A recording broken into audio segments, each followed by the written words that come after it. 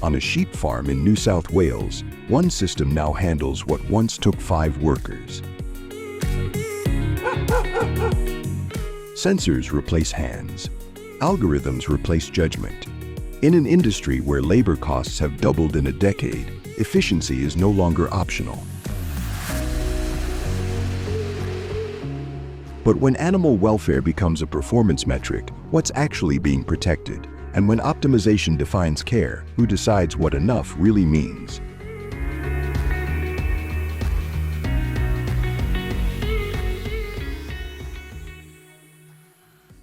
For today's sheep farmers, this isn't about choosing technology. It's about staying in the game.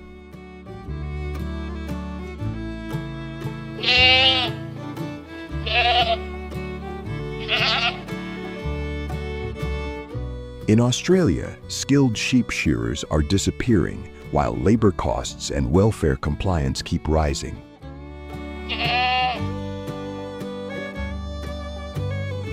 At the same time, processors now reject fleece that once passed inspection. For mid-sized farmers, one bad season can end a family operation.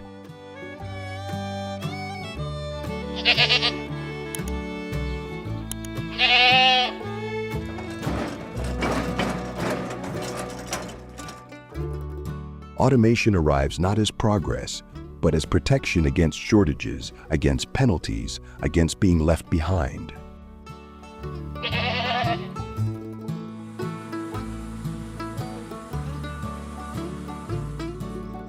The real decision isn't whether to modernize. It's whether to adapt to systems they didn't design or walk away from an industry that no longer slows down.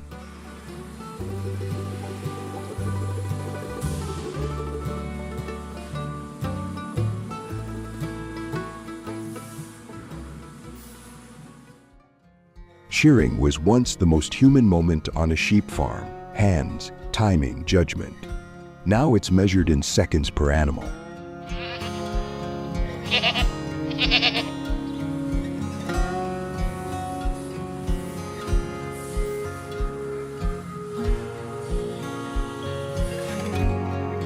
Automated systems promise lower stress, fewer cuts, consistent results, and the data often agrees. Heart rates stabilize.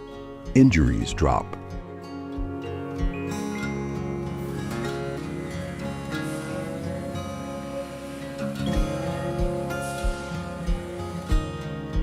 But stress hasn't disappeared, it's been redesigned.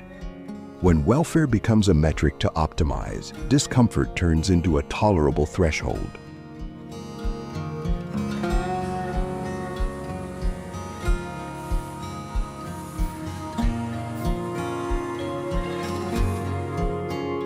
The question is no longer whether machines hurt animals less. It's whether efficiency has quietly taught us how much discomfort we're willing to accept.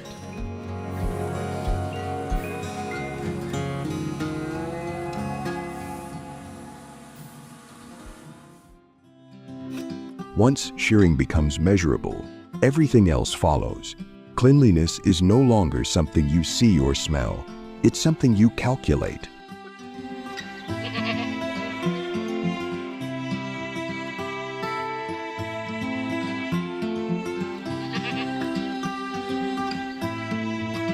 Modern sheep operations now track hygiene in decimals, bacterial load, moisture levels, contamination risk.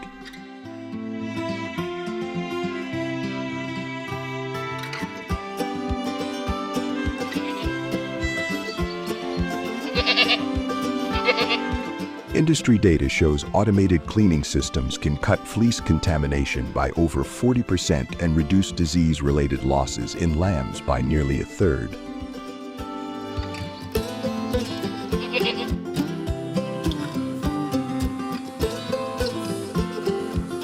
The numbers are compelling, but they raise a quieter question when cleanliness becomes a target, not a judgment who notices when something feels wrong but still passes inspection.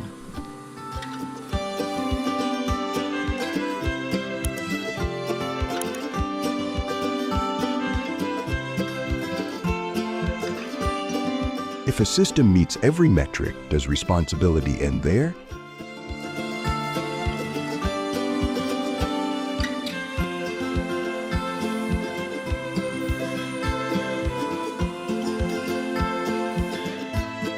And when farms scale up through automation, who gets left out of a definition of clean they can no longer afford to meet?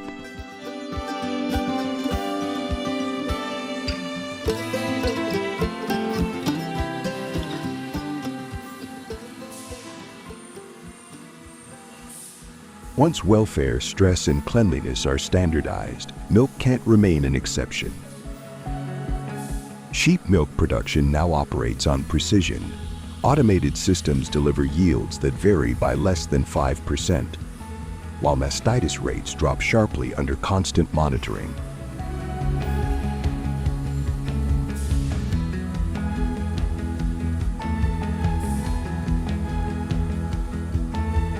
For processors, stability is everything. For farmers, it's another trade-off.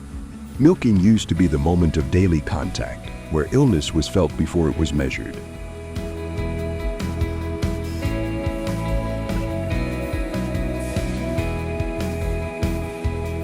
Now it appears first on a screen. The question is no longer whether automation improves milk quality.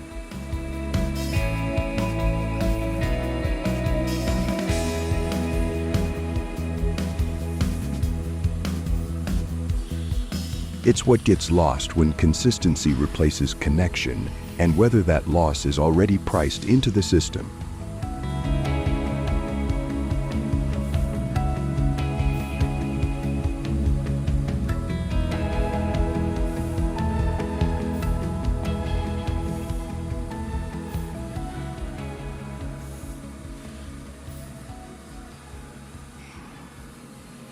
As a consumer, you never see these systems.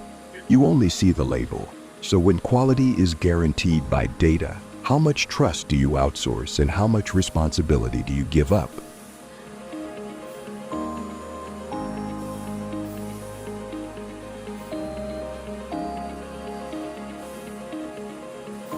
Behind every automated decision is a growing stream of data movement patterns, feeding behavior, stress indicators, milk yield curves.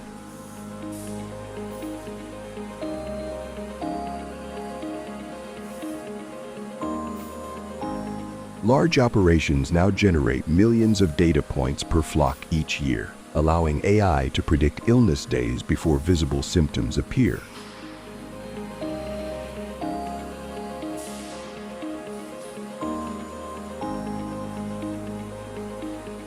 Losses fall, antibiotic use drops. On paper, it works.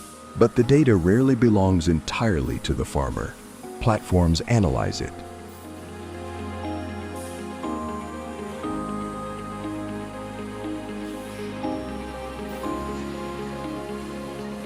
Algorithms recommend action. When a system flags an animal as inefficient, who makes the final call?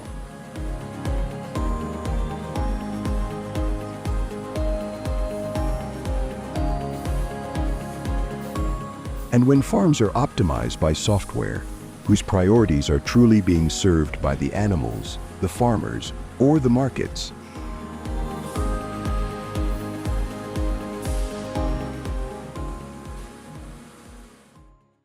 Efficiency doesn't stop at care. It moves forward toward harvest. By the time lamb reaches the processing floor, every choice has already been made.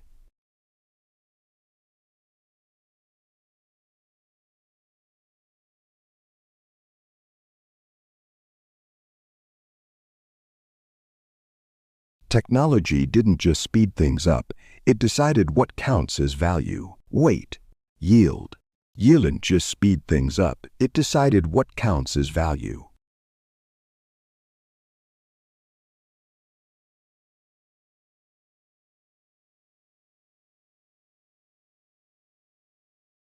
Weight, yield, uniformity. The system works because it delivers what the market demands. But markets don't ask questions, people do.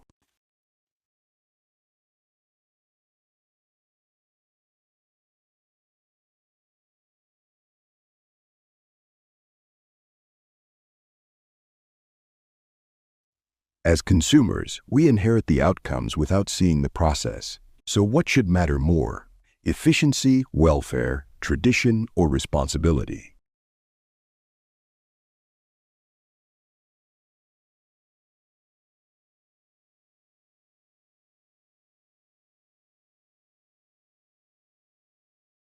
And if technology keeps pushing these decisions further away from us, who should be asking the harder questions next?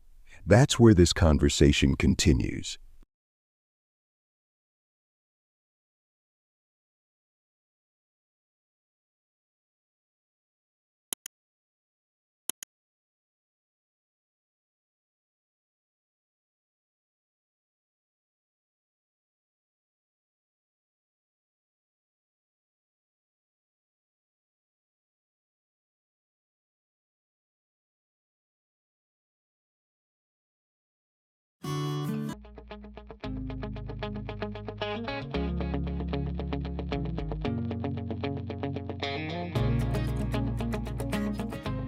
Today, it's stabilized at around 69 million, with 35 million breeding ewes, mostly merino, known for their soft wool.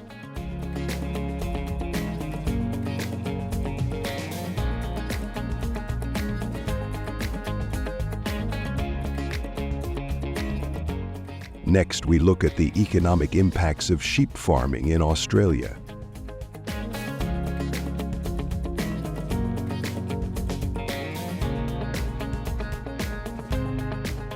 In 2023, Australia exported $3,450,000,000 in sheep meat and $2,050,000,000 in wool, with projections of $5,600,000,000 for 2024-25.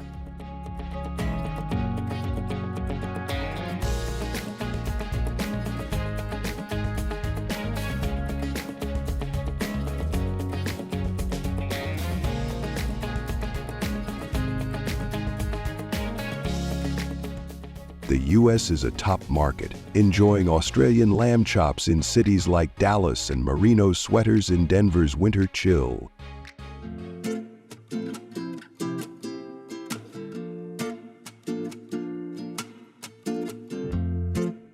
This success comes from combining traditional farming with modern technology, ensuring quality for American consumers.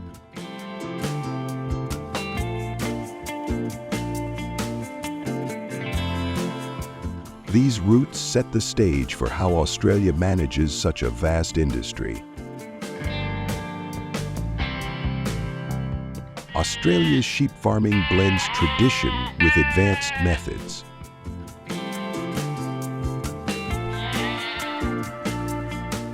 First, farmers use free-range grazing, letting sheep roam millions of acres in regions like Victoria and New South Wales.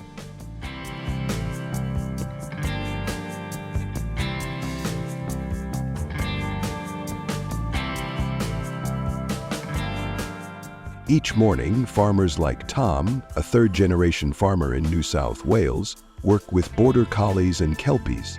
These dogs herd sheep with precision, guiding them to pasture calmly. Then, in the late afternoon, a whistle brings the flock back to pens, keeping stress low.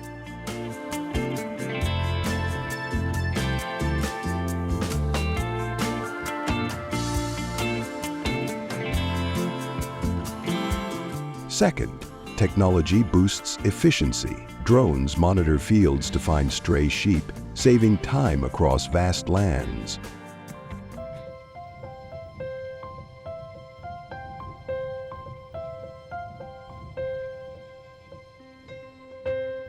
Every sheep has an electronic ID tag to track health, growth, and breeding, helping farmers plan feeding and reproduction.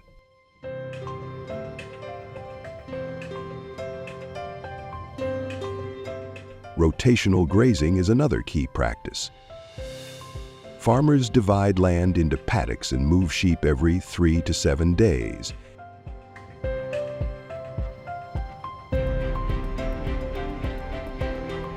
This prevents overgrazing, keeps soil fertile, and ensures fresh pasture, as supported by the Australian Department of Primary Industries. It reduces diseases and maintains quality for wool and meat.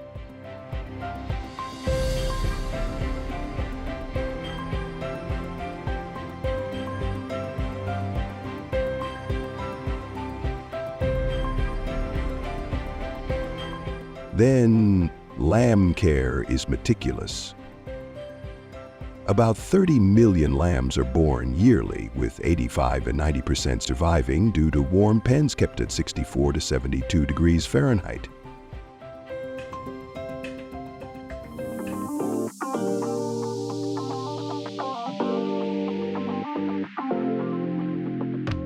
Farmers vaccinate lambs and use drench guns to deliver medicine against parasites.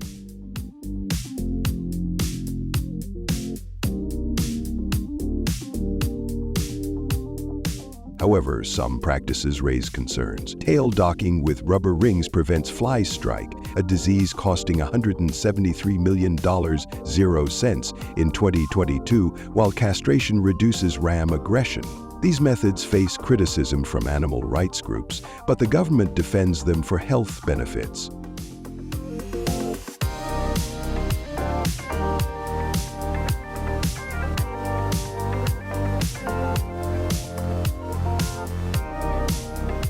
Research into fly strike-resistant breeding, supported by Meat and Livestock Australia, aims to reduce these practices in the future.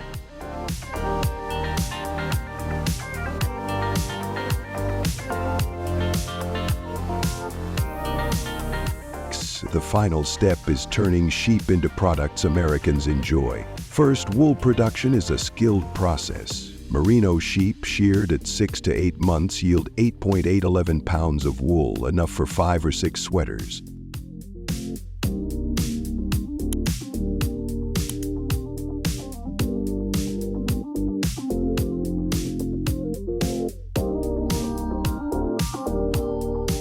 Professional shearers in places like Queensland handle 200 to 300 sheep daily, cutting carefully to keep wool intact.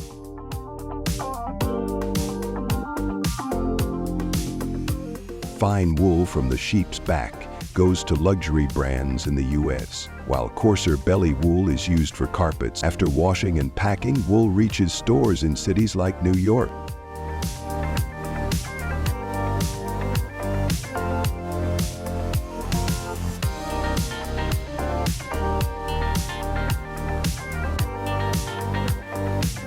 Next, meat production is precise. Lambs of breeds like Dorper and Suffolk reach 100 to 130 pounds in 5 to 9 months, fed protein-rich diets for lean muscle.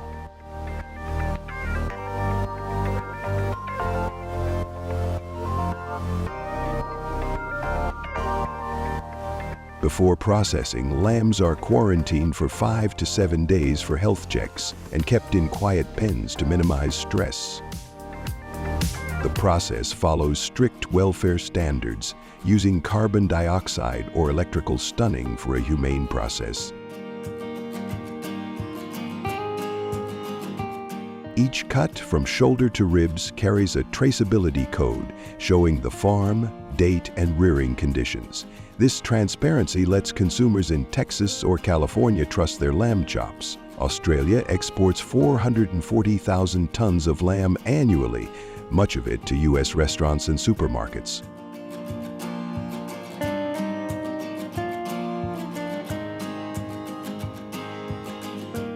Finally, the industry's future is bright. Farmers start at 5 a.m.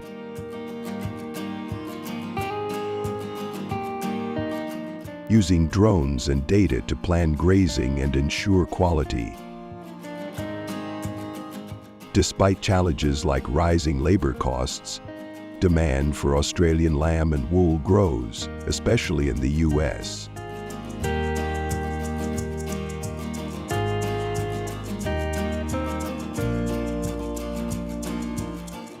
Sustainable practices like rotational grazing set a global standard, protecting land for future generations. By choosing Australian lamb or wool,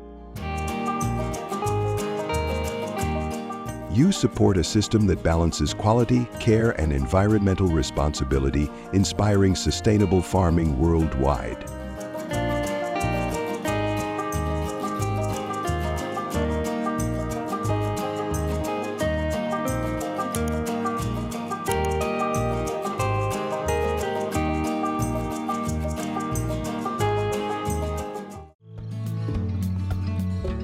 Herefords have been a cornerstone of American ranching since 1817. Originating in Herefordshire, England in 1742, they became a Midwest staple due to their red bodies, white faces, and gentle nature.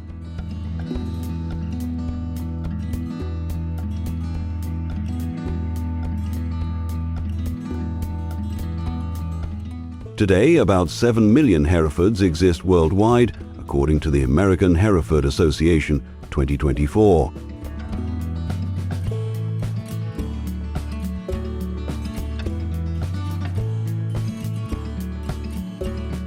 They are excellent mothers with a 95% calf survival rate and adapt well to harsh Midwest weather.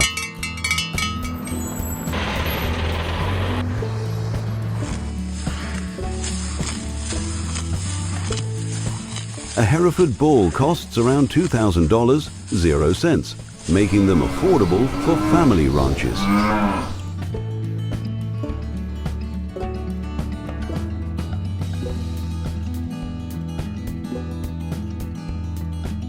For many ranchers, Herefords recall memories of working with their fathers on the farm, tying them to decades of tradition.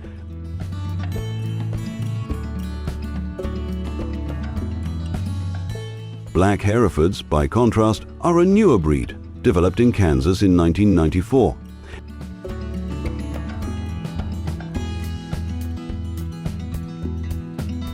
They result from crossing Herefords with Angus, combining the white face and calm temperament of Herefords with the black hide and superior meat quality of Angus.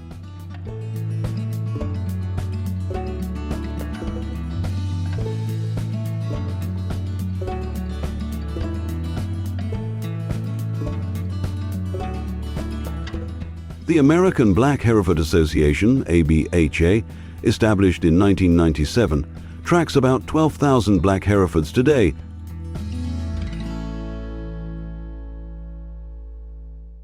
Ag Proud 2024. A Black Hereford bull costs around $2,500, 0 cents, slightly higher than a Hereford.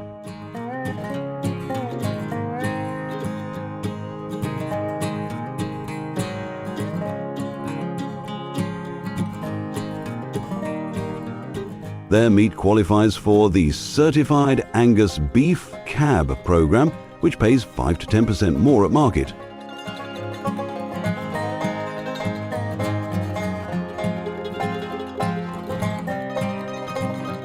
Per USDA data 2024, this breed appeals to ranchers seeking higher profits.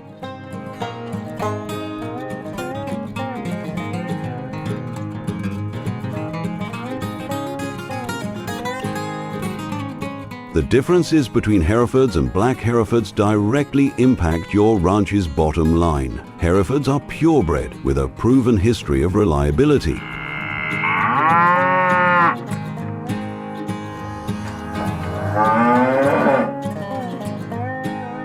Their meat grades select or choice by USDA standards, suitable for local markets but with less marbling than Angus-influenced breeds.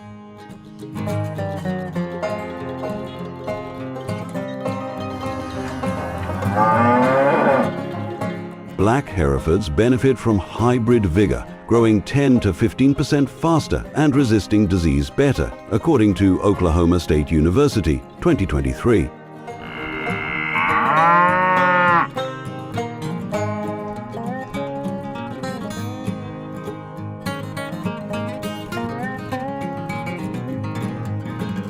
Their meat often grades choice or prime with more marbling, making it juicier and ideal for CAB programs. Both breeds are calm and easy to handle, perfect for older ranchers who prefer low-stress cattle management.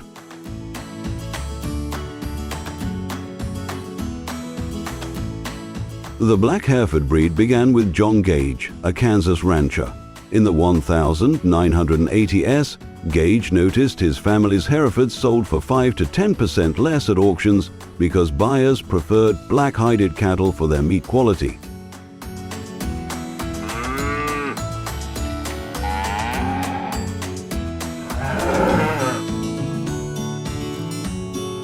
He crossed Herefords with Angus to create black Herefords, preserving tradition while meeting market demands. By 1994, the ABHA standardized the breed, requiring at least 62.5% Hereford blood.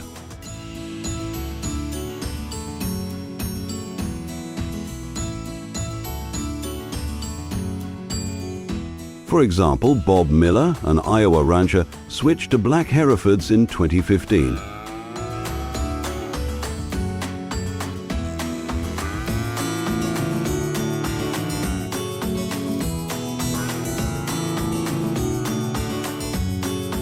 He says, "My Herefords felt like family, but black Herefords earned me 8% more at market. It's a smart choice for my retirement years. This breed helps ranchers stay competitive."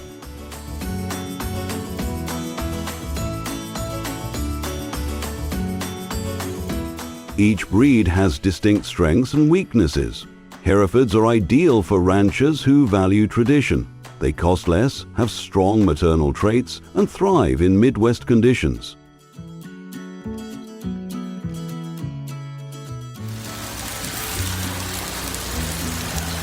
However, their meat doesn't qualify for cab press, and in sunny regions 10 to 15% may develop eye cancer without eye pigment.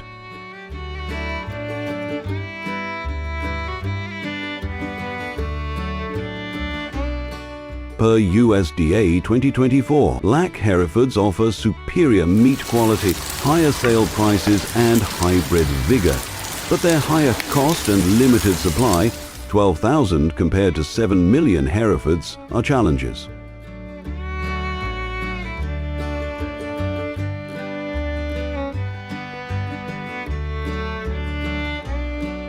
Both breeds require USDA health checks like brucellosis vaccinations for market or export.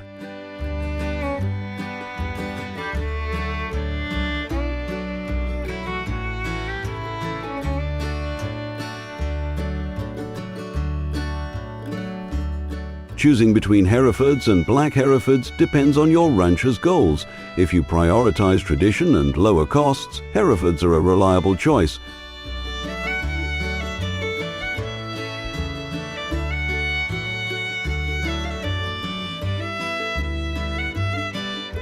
Rooted in American ranching history. If you seek higher profits and premium meat, black Herefords are better, especially for CAB markets.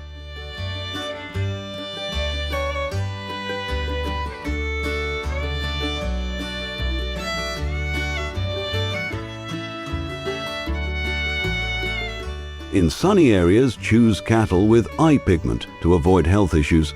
Contact the American Hereford Association at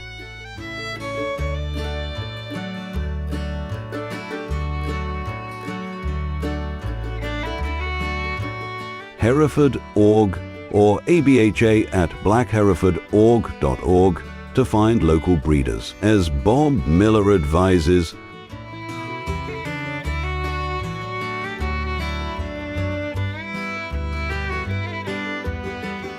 pick a breed that suits your land and your wallet, share your ranching experience in the comments, and explore more cattle farming tips on our channel.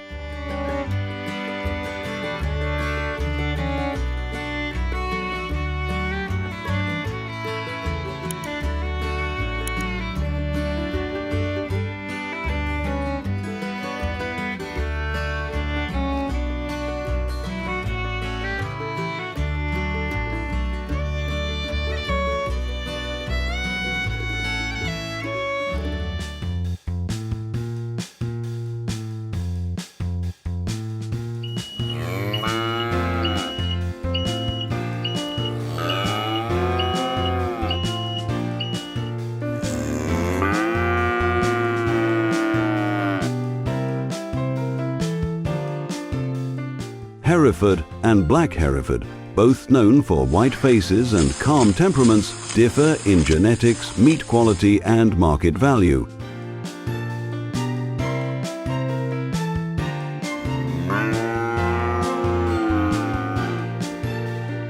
This video compares these breeds, shares a rancher's story, and offers clear advice to help you select the best breed for your ranch based on real data and experiences.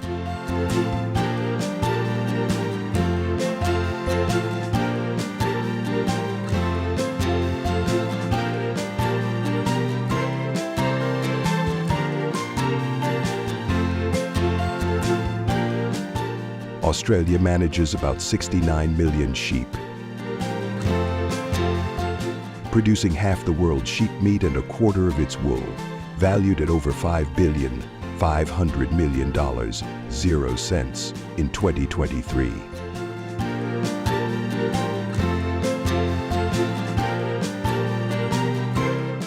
This industry supplies lamb to restaurants in Texas and Colorado, and merino wool to stores across the U.S. First, let's explore its origins. In 1797, merino sheep from Europe arrived in Australia and thrived in its arid climate, from the red soils of New South Wales to Western Australia's dry plains.